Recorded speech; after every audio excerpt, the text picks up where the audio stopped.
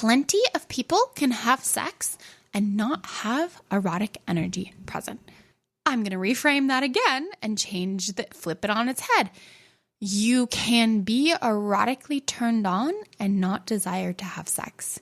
What if the conversations we've been taught to avoid about sex, desire, and our bodies are actually the ones that set us free? Welcome to Sex Ritual Radio. I'm your host, Rose Hartsong. This is the show where sexuality, spirituality, and vital health meet, and where we explore the conversations most people consider oh so taboo.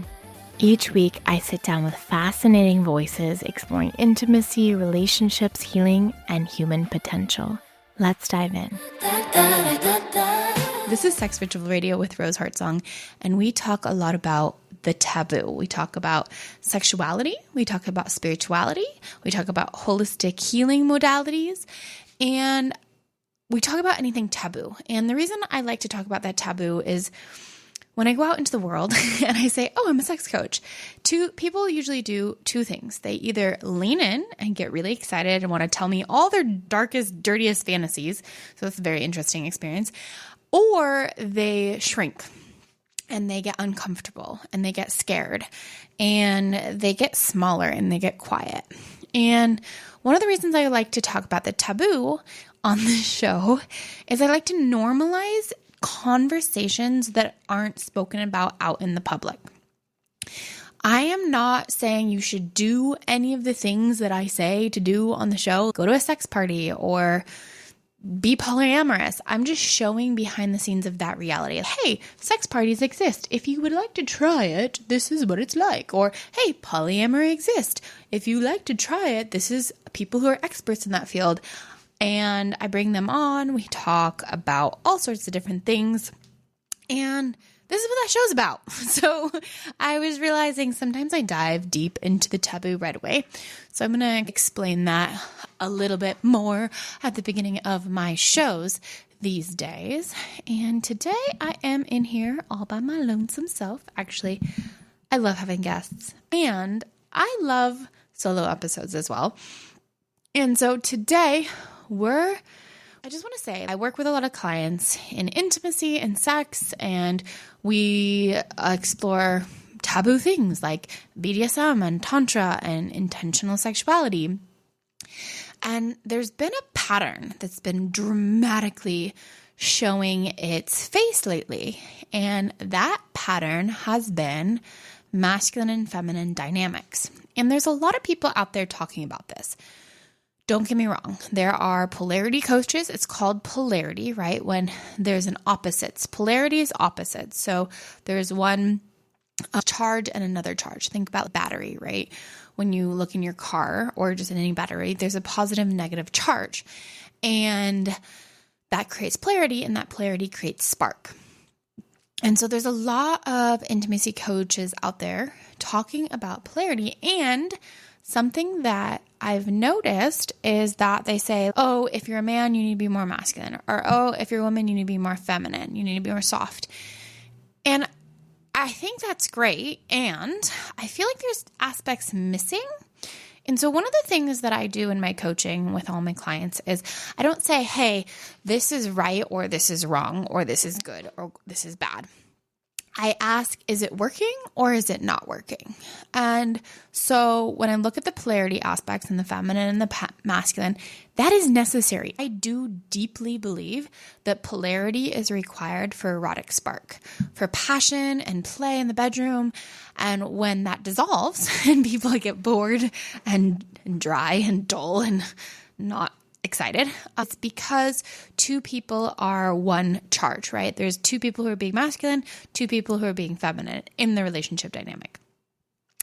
That being said, I believe that we don't always have to be in one dynamic. And I think there's this concept like we live in this world of the patriarchy is bad and we have to be feminist. And then the feminist created all these really feminine boys that are now man.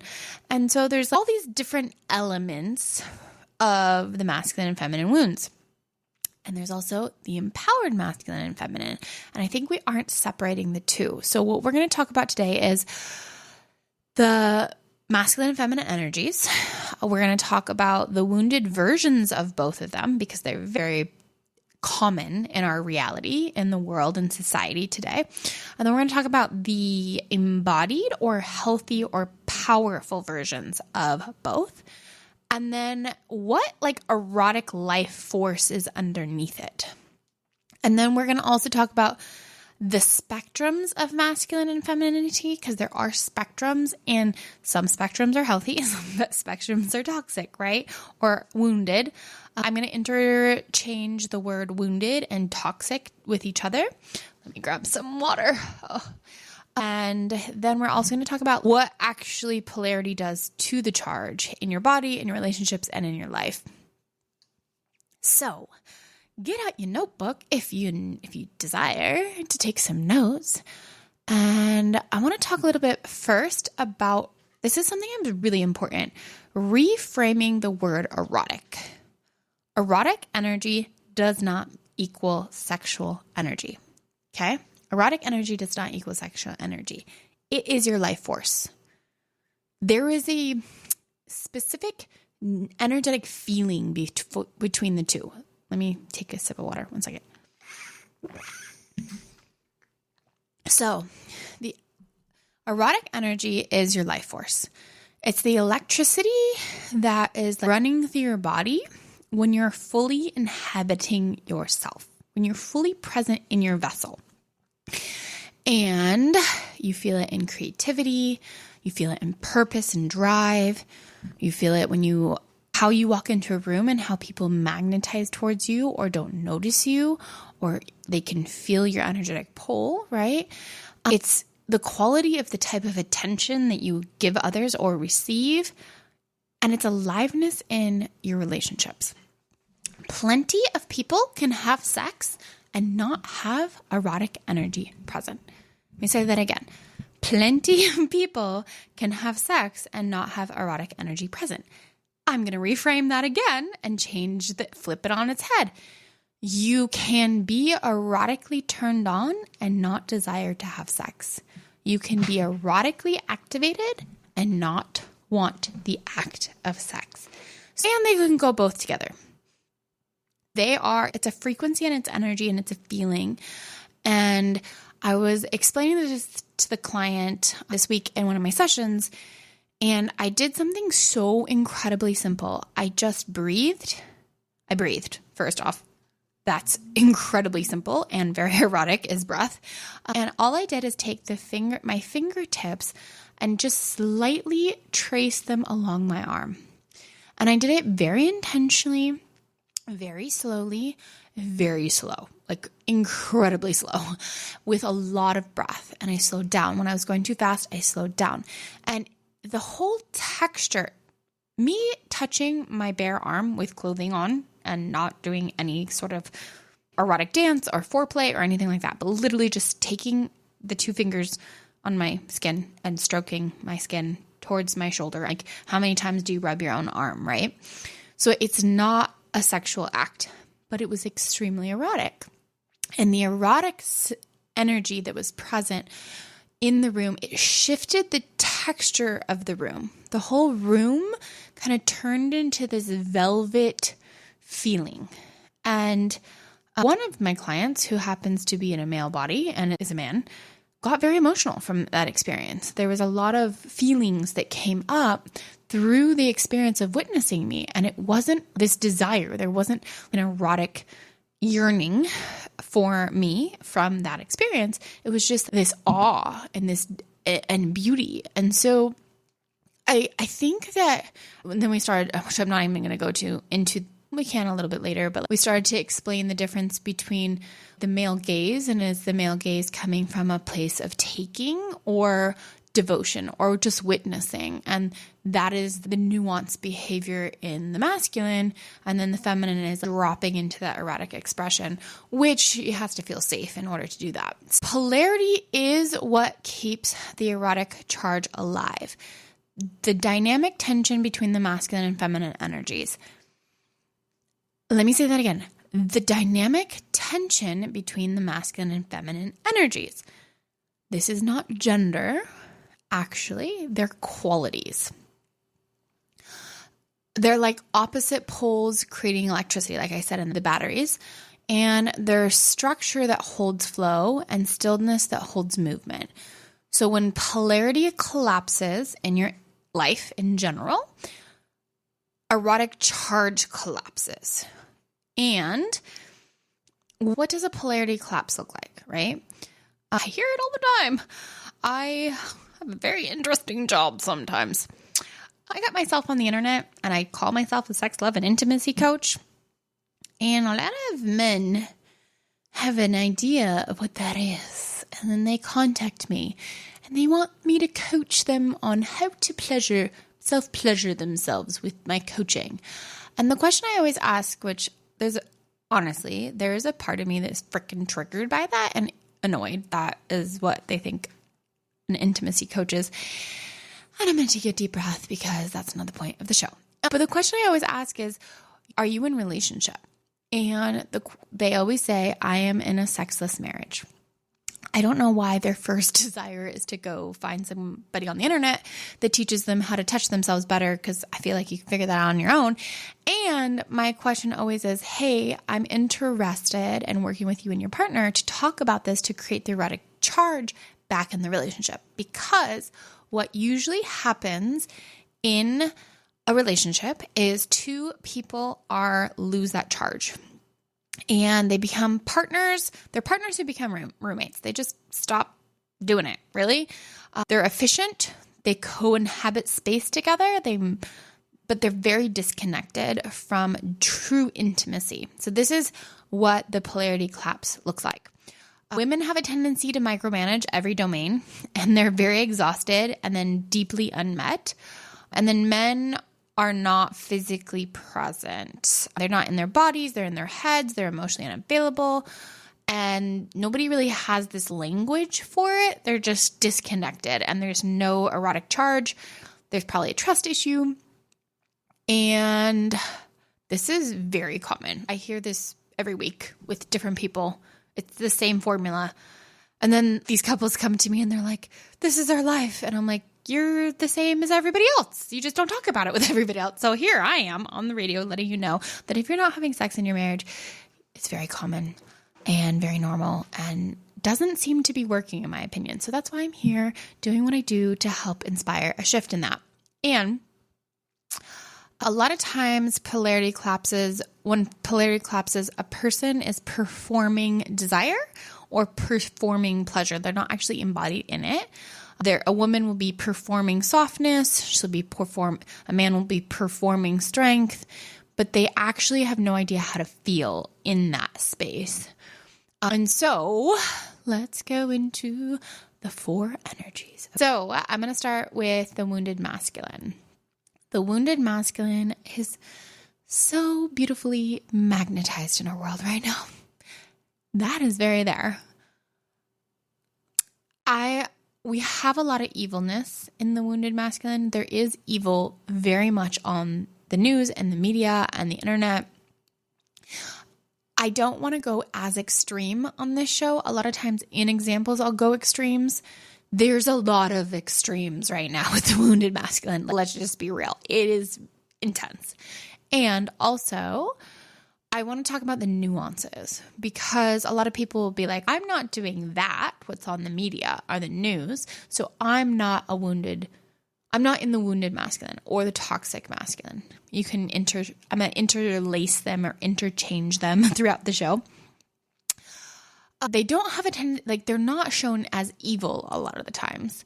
And so the wounded masculine is disconnected from feeling the heart, from vulnerability, to understanding emotions.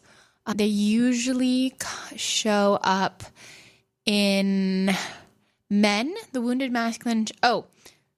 Rewind. The 4 energies are, I believe, y'all can comment or challenge me or send me an email at rose@roseheartsong.com.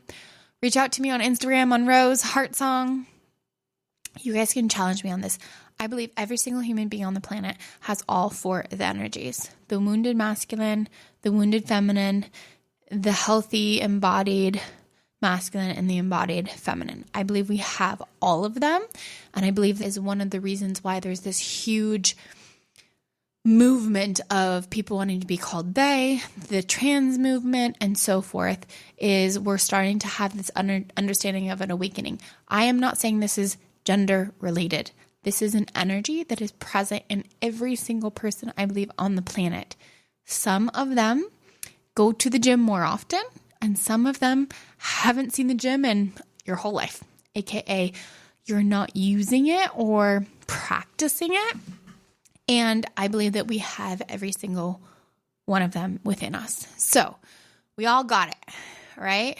In men, the wounded masculine fixes before he listens. He's always trying to fix the problem, confuses control with leadership, hasn't cried in years or ever in his life and calls it strength. And his intimacy is very mechanical.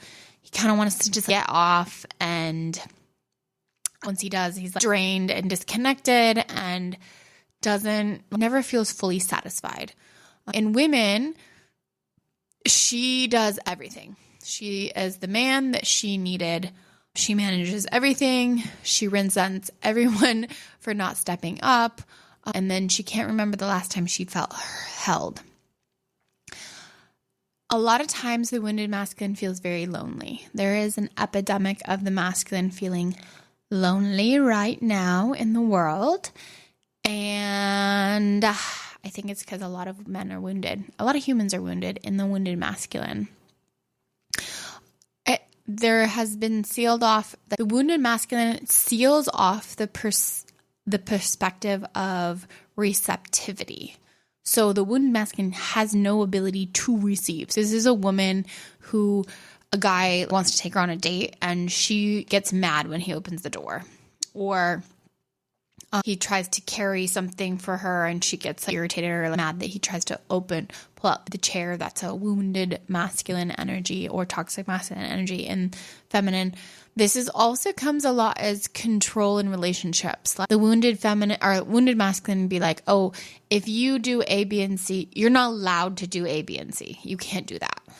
Versus, hey, if you do A, B, and C, it's going to really hurt me and it's going to impact me. And for me to feel safe in this relationship, it would cross a boundary and then I would need to exit the relationship. Not like, you're not allowed to do this, or you can't talk to that person, or you can't do whatever. It controls through intimidation, domination, and it normalizes harm through silence. And it's the quiet wound of this is it goes cold instead of being present, goes into the head and feeling too much. And like this can be the avoidant attachment style. This is the wounded masculine. Is there a part of you that feels resonant with that?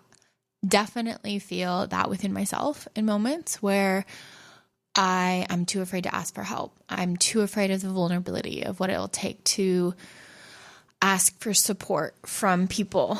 I've also got the other end, so I've learned through wounds in life that I need to ask for help. And I was also raised by a single mother who was definitely the wounded masculine. Like she did everything on her own, and she was the husband and made me the wife energetically in our relationship. Like I did all the things like doing the laundry and washing the dishes and cleaning the house that she didn't do because she was busy working.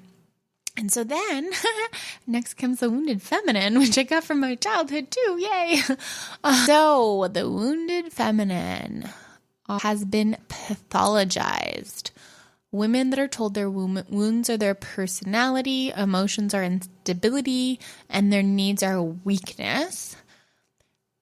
She has a tendency to perform. So she'll perform orgasms. She'll perform softness. She won't use her voice. She will always say yes when she means no, doesn't have any boundaries, uses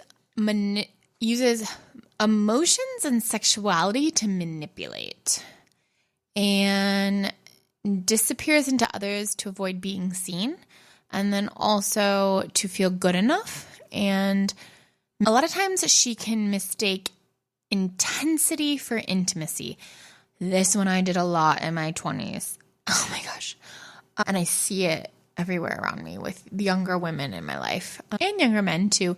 This deep, intense passion where it's really a toxic trauma bond is really, they think it's intimacy or love. And suffering for depth, right? A lot of times the wounded feminine will, we have all of these inside of us, right? We have all 4 archetypes. And when I say take him to the metaphysical gym is when I'm talking about these archetypes, the wounded masculine and the wounded feminine and everything, like really think about how that part shows up in your life, right? Men do this, women do this. Doesn't matter your gender. It is present and you can challenge me. I am so available for challenges. I am here to be challenged. I'm available for that. And this is what's true for me. And I see it everywhere. It's like this interesting lens. This has clicked into my vision recently. I don't know. It's just like a feeling and I see it everywhere. Anyways, where was I? They have no idea where they end and where others begin. She says yes, I already said it when she means no, forgets her own edge, feels what her own edge feels like, doesn't understand the concept of boundaries at all. In men, it's using, this one happens a lot in the spiritual community. I'm in the conscious spiritual community in Southern California. Oh my God, this one drives me nuts. Uses healing language to avoid doing the work and lets the partner lead everything and resents her for it and then hides in the feelings instead of actually feeling them. They always say, oh, I'm so sensitive to everything and I just can't do it. Or they avoid responsibility with feeling too much. And then they get lost in the feeling. And a lot of times, both men and women in the wounded and feminine become victims, major victims. Anyways, it's not weakness though. It's an intelligence adaptation to the world that wasn't safe, right? The wounded feminine, she used sexual manipulation in the feminine, in women, has used the wounded feminine to feel safe, right? For the longest time, our bodies, forever, until one generation ago, our bodies were owned by men. And so in that, we used sex as a manipulation to get what we wanted, to feel safe. But we were never actually safe. Women are never actually safe in their bodies because when women are fully safe, when women's bodies and nervous systems are fully safe, her innate nature is erotic turn on. Let me say that again. When a woman is fully safe in her body and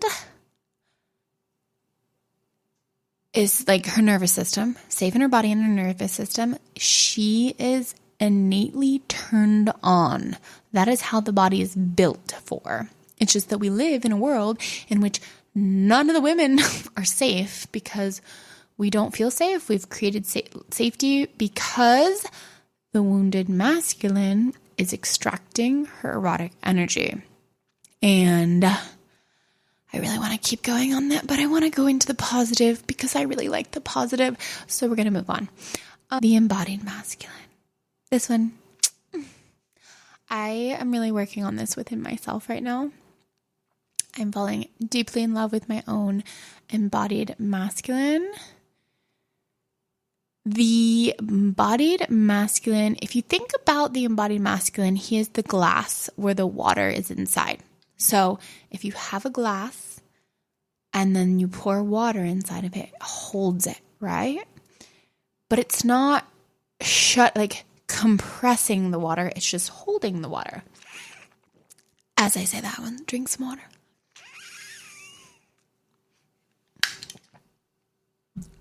So the embodied masculine has the capacity to hold feeling without shutting down or being destroyed by it. This is key. This is not the absence of feeling. It is the capacity to hold feelings without shutting down or being destroyed by it. In presence, real presence, not performative strength, not performative presence. It is the actual capacity to stay in the present moment and to be grounded fully. This is the ability to be present and hold the energetic space for those around him that he cares about without needing to fix it. Leads from clarity, not fear, clear direction. We're talking about the embodied masculine. Leads from clarity, direction, focus, knows who he is. I'm using man in this one, him, but it could be woman as well, because I am very much developing this within myself right now with my business and growing and really getting this podcast out into the world more and all the systems and structures that needs to be done inside of a coaching business. There's a lot behind the scenes. And so I am taking my embodied masculine to the gym with creating structure in my life and creating routine and creating systems and knowing exactly what I want and being able to go after that. That being said, if I were to stay in my embodied masculine all the time as a woman, I am innately more feminine. My core nature is feminine. It would exhaust me, right? Where I don't think we're supposed to also, going back to the 4, the toxic or unhealthy are wounded is the word I've been using. The toxic are wounded. I don't think it's so good to stay in those as long as possible. I think we've been swimming in them for a long time and it's not really working. But I think going back to the charge of the polarity of erotic expression, like I talked about earlier, I think it's important for us to have the erotic polarity of the masculine and feminine within ourselves. We're constantly going, oh, as a woman, I need to be in my feminine and I need to surrender to the masculine. But what about surrendering the masculine within yourself? What about taking your embodied masculine version of yourself, ladies, to the freaking gym, the metaphorical gym, and working on that part of yourself, right? And I've seen this within myself.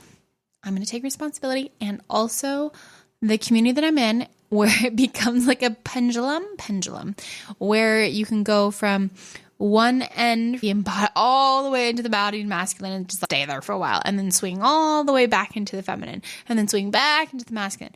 I'm talking about the daily dance, daily intentional dance between the two. So let's keep going. I'll get back to that in a minute. Leads from clarity, not fear. I said that in men, receives hard feedback without collapsing or exploding from the feminine. I will say, I'm going to go back to the wounded feminine. Ladies, we got to stop poking and putting down and shaming men. Quit. It's this poke and this jab. The jab does not work. Honesty is different than jabbing. Being mean there's never, ever excuse to be mean. Unless, no, there's not really excuse. There's just, if you're in a bad situation, in a toxic situation with a very unsafe person, get out, call the cops, get out and leave. Don't stay in. There's no reason to poke the bear ever, because I've done it and it doesn't work. So in men, receiving hard feedback and not collapsing or exploding, not using your anger. We're talking about the embodied masculine. I'm kind of going all over the place right now. Can be wrong and say so. Can be tender without feeling like he's losing something. Can feel emotion and also be grounded in the presence and not losing himself. In women, setting a clear boundary without apology. No is no, right? And for me, the way that I'm doing this is getting up at a specific time in the morning and having a very specific morning practice. And getting up at a specific time and having a collection of things that I get to do that are like moving my body, seeing sunlight, drinking coffee, meditating, journaling, all the things, but making sure that I get up at the specific time instead of sleeping and being lazy, because laziness is the wounded feminine, which I also have very much inside of me. I have a very big lazy aspect to me that I am working on. All 4 of these, by the way, are inside of me and you and probably everybody on the planet, unless somebody proves me otherwise. The embodied masculine in women is somebody who she can set a boundary without apologizing, make decisions and hold them. So this is making decisions for herself. So my example is like deciding I'm going to get up tomorrow at 7:30 a.m. and go straight to the gym. That is a embodied masculine. Going to the gym, nobody ever regretted going to the gym, right? It creates this vibrancy and energy. And so it's committing to not saying snooze, getting up, getting out of bed, driving to the gym and working out. That is, makes a decision and holds them. This is important. And then decisive without losing fluidity too. I think that's really important. And then the other one is structure that allows, right? In the toxic or wounded masculine, it's structure that controls. This is structure that allows, not that suppresses, but creates space for expansion. And this is one, I just did it. When you're in embodied masculine, when your frequency is in the energetic beingness of embodied masculine, people around you exhale. They feel safe.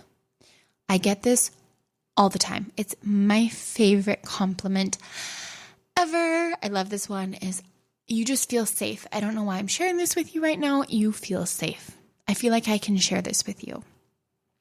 And so I think that's part of my embodied masculine inside of me. So then we're going to go on to the embodied feminine, my absolute favorite. I love this one. I practice her as much as I can.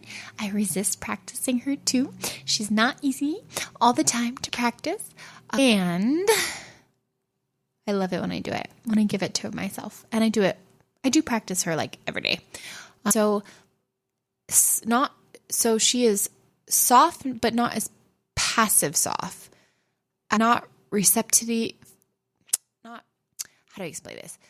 So she is aliveness. She is full body, yes. She is a creative force of reckoning. She feels everything and she isn't destroyed by it. That is the hardest one to be with, to sit in the body. So like somatic therapy is very embodied feminine. It's sitting with the traumas in your nervous system and feeling them and allowing them to have space and allowing them to move through you. Ayahuasca is such an embodied feminine energy, of so potent and so powerful and so radical. And she can beat you up if you don't surrender. Like she makes you surrender. And a lot of health issues that I've had in my life that have been really unfortunate have forced me to be in the embodied feminine, to feel everything and to surrender to it. That is not easy. There is a deep, powerful magnetism that comes from the embodied feminine, not a sexual magnetism though, an erotic. This is what we were talking about earlier. Not from performing desirability, but from actually inhibiting her own body. One of my favorite things to do. In women, she moves like she belongs in her own skin. She has a deep relationship with her body. She receives without guilt, expresses desire without apology, and a pleasure is a fact of life, not a performance or something that you just do one time. Like pleasure and desire and following what her intuition and what lights her up is like part of her like everyday experience. In men, they can be moved by beauty, by grief, by tenderness without shutting down, getting scared of it, just like feeling the full spectrum of life without guilt, right? Or receiving love or adoration. This is from the men in the embodied feminine. Like some men that I've talked to in like my coaching, they deeply desire to be adored erotically by their partner or sexually by their partner. And then when their partner does it, they like tense up and they can't receive it. And they don't know how to let go in their body and like just allow the pleasure to move through them. So for men, it's to be with love, to receive it without earning it or trusting their intuition as a primary intelligence, learning to tap into your intuition and listening to it, get out of your mind and into the body and into what feels good and what you actually desire in the vessel, the body, not in the mind, not from like a pornographic programming, but like an actual, like for men too, to slow down and to caress your knee. What does it feel like to caress your knee? What does it feel like to caress your cheek or your lips or your eyelids? Just like really being tender with yourself and versus just going down and just getting the deed done. You know what I mean?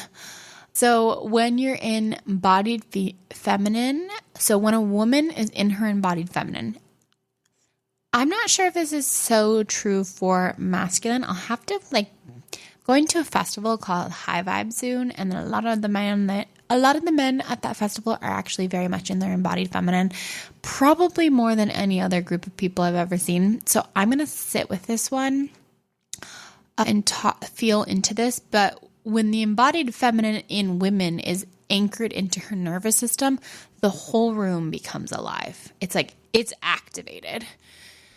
Anyways, this is Sex Ritual Radio with Rose Heartsong, and we are talking about the 4 energetic archetypes of the masculine and feminine, the wounded and the embodied.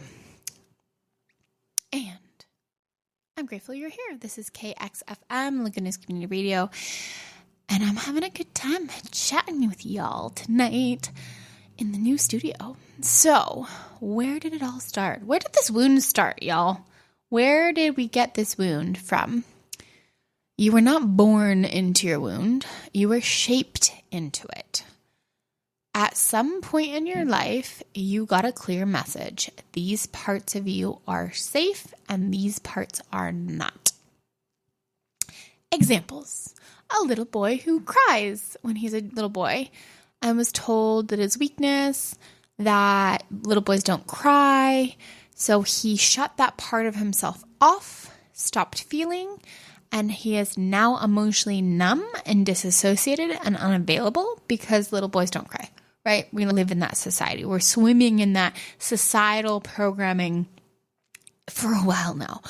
And then that is loyalty. So he's not emotionally available, shut down, numb, disconnected, doesn't know how to connect with his heart because he was told the little boys don't cry, that is a weakness. So he stopped feeling. It was a learned behavior that he became loyal to the survival of that, not the character flaw. It's not a character flaw. It is a learning.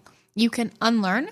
So majority of the time, if a man doesn't cry, hasn't cried in forever and is proud of that or doesn't know how to cry, I call it cry constipated because I actually this is my wounded masculine. I get cry constipated because when I was a little girl, my mom was extremely in her toxic feminine and she would wail and cry. She was bipolar and crazy. She would wail and cry and be dramatic. And then I would look at her face. She would be like in her bed sobbing. And then I would look at her face and her eyes were dry. There was no tears. She was just being extremely dramatic. And so I told myself, the wounded masculine little girl inside of me, told myself that crying was dramatic and unnecessary and not okay. And so I have taught myself that it's not safe to cry. And so I get cry constipated. So that's part of my wounded masculine.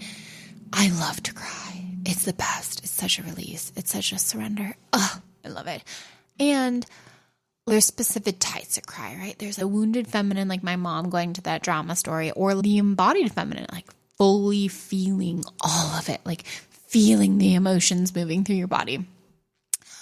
Okay, so the girl who was told she was too much. This one happens a lot. So she was told she was too loud, too wild, too crazy, you need to cover up. We got to cover up these little girls because grown men can't keep hands to themselves. Let's just hold other thing. Okay, calm down. Told her she was too much. So she learned to shrink. Girls are seen and not heard.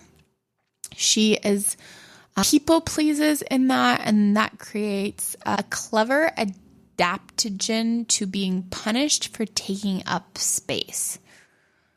So this is when she's told that I don't have as much as this as a little child because I was actually given a lot of permission to take up space.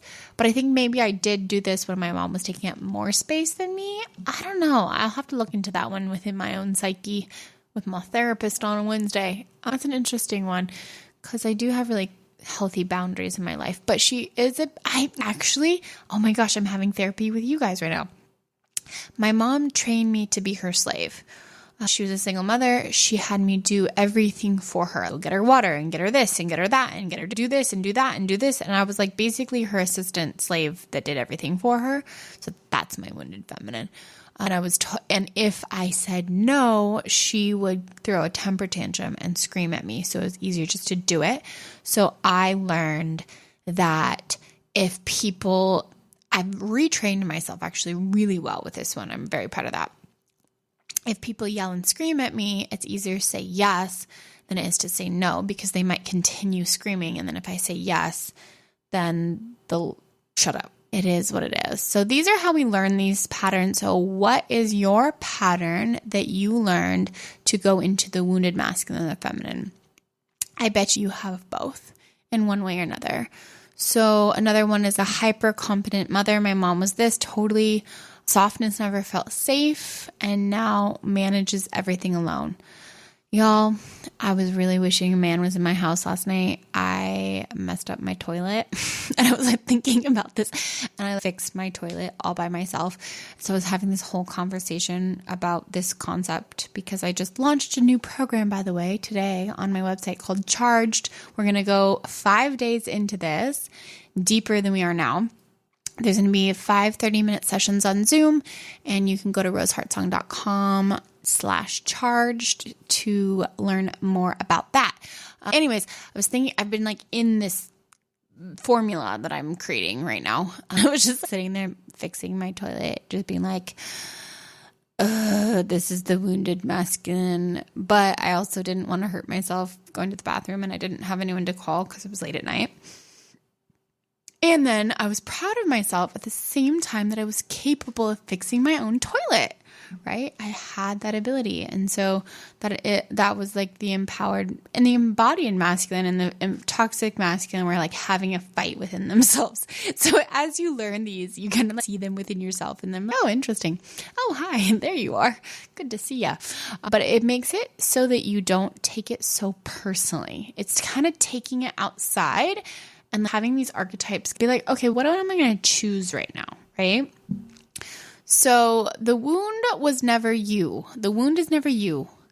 Oh, I have an unavailable father. This is another one. So unavailable father, love equals abandonment is coming. So stays available first or like fuses completely, disconnects from love completely. Got that one too, y'all. Got some... I just feel like a lot of us have a lot of these. And I'm being honest, I have all 4. The wound is never you. It was always a strategy. It's a strategy to keep you safe. A strategy that kept you safe when you were 7 or 6 or 5 will impact your intimacy as an adult. It does. And so the work to do with the wound is to pay attention to it and thank it for its protection. It's keeping you safe. If you resist it and avoid it and push it away and not want to look at it, which is the wounded feminine has a tendency to do, she doesn't want to look at it, then you want to look at it, thank it for its service, and then return to who you are actually underneath because you're in the embodied version underneath. And the wound lives in the body and the medicine lives in the body, right? And so that's where the embodiment work comes in. That's where the shadow work, that's where somatics, somatic kink, breath work, all the things that we have been learning to do come in.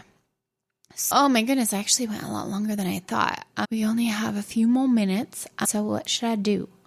There's the femininity spectrum, but I think I'm actually going to save this for my online program, Charged.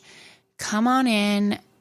I can't talk about the details on the radio, but y'all should come and learn. Go to roseheartsong.com and join me. It's going to be the 1st through the 5th of June. So it's right around the corner. We're going to talk a lot about the femininity spectrum from destruction. I'll go over a little bit. So destructive, hurts others and self, to harmful, keeps harmful systems alive, complicit, the core between becoming complicit and growing, and then growing, healing, and regenerative. And then there's the masculine spectrum, right? So it's like this, it's not like you go from toxic to healed and that's that. It's not like black or white, right? It's this whole spectrum and this journey and this inner dialogue and this inner expansion of the femininity spectrum, like that journey, and then the masculinity spectrum, that journey. So going from destructive, actively harmed, think about guys in the bar beating each other up, drinking alcohol all the time. This can go pure evil, like the evilest evil that I don't even want to talk about right now, but like extractive. I think the most evil aspect of the masculinity that I can imagine is destruction of the innocence of children. That is why I do what I do. This is why I am a coach in what I'm coaching, because I want to stand for good energy and to help make a shift in that horrific pattern that we have happening in our world. So from destructive, actively harms to harmful, this is like normalizing sexism or jokes about rape, things like that are so not, they are harmful, but they're not actually doing it. And to complicit. So saying that they protect women, but actually not doing something when they see somebody getting harmed. I actually want to call you men out. If you are listening to this right now, I am going to say, stop being complicit. It is stop, even if you're not harming somebody, but if you're seeing somebody be harmed, this is where men don't trust men. Really stand up for them. Stand up for whatever. If a man is being harmful or being destructive, don't be complicit. Really be on the growth path and really be in support and make a change. So then there's growing. This is, I am one of the good ones, but no structural change within. I know a lot of guys who are doing that as well, where they're talking good talk, but the walk behind it isn't so great. And then healing and regenerative is an emotional sovereignty. This is shadow work, emotional intelligence, healthy communication, and amplification of women's voices. So then this is the dance. This is where we've all been coming to. The goal is not to be in the embodied masculine or the embodied feminine all the time. The goal is to move between them consciously. This means if you are a woman who has a big girl job or has a business or whatever, when you are at work, you be in your embodied masculine. You intentionally choose to have moments of embodied masculine time, but then you can be the glass and you can also be the water, where you can create the structure of, I'm going to put in my calendar 30 minutes in the middle of the day to relax. And do that. So being the embodied masculine that holds the structure for relaxation. Or you're like, I'm going to just go to a yoga class in the middle of my day. Or I'm going to dance in the morning, just for structuring it, creating space so that you have the spaciousness to do it, right? Or scheduling into your calendar of self-pleasure ritual that's like deeply devotional to your own body. And then for the masculine, really doing your breathwork practice and doing your meditation practice and creating that structure in your day to get things done and having a checklist and being in the dance. This is the important thing though. In your intimacy with your partner, you both got to choose which dance you want to hang out in when it comes to sex. You got to choose which one. So if a woman is in the boardroom in the daytime and is in her masculine, she's got to come home and do a transition ritual to soften into her feminine. Shower, music, tea, whatever sort of ritual nourishes her and drops her into her feminine energy, that is what needed. For me, I can do breath of fire and it just gets me in my body instantly and out of my head. I have a lot of different ones. Reach out to me if you have any questions. Rose Heartsong, or rose@roseheartsong.com for emails, and Rose Heartsong on Instagram. So, anywho, but you don't have to choose your partner to give it to you. You don't need your partner to give this to you.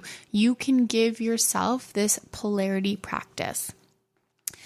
And I don't have a lot of time, so if you guys want to learn more, you got to come to roseheartsong.com and check out Charged and join my 5-day challenge. It's incredibly priced, and we're going to go a lot more deep into this.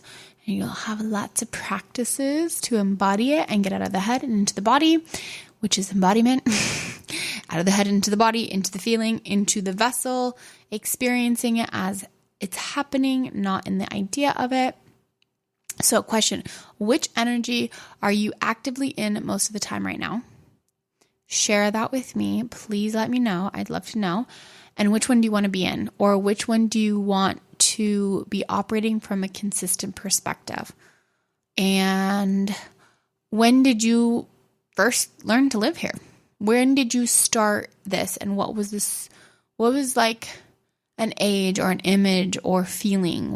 Go back in time. Where did you learn this? Me learning that my mom's crying was dramatic, right? And so I couldn't cry. And then what is it costing you? And what would it feel like if you were in a healthy polarity balance within yourself, within the masculine and the feminine versions of you? The wound is not who you are. It's who you've become in order to survive. It is the part of yourself that you've taken to the emotional gym and practiced over and over and over again for your whole life. And so the work to unravel that is to practice intentionally the embodied masculine and the embodied feminine. And there's no waiting. You don't need to be fixed. You don't need to be returned to. It's not right, wrong. It's just, is it working or is it not working for you? And are you available to let your body lead and your understanding follow? And if that intuitive feeling is there, it's so interesting. The most fascinating part about this whole thing is, since I've been dissecting it, I see it everywhere. And I see it with everyone around me. And then I'm like, oh, they're just on their wounded feminine right now. Okay, that's not a big deal. I'm not taking it so personally. So this is Sex Ritual Radio.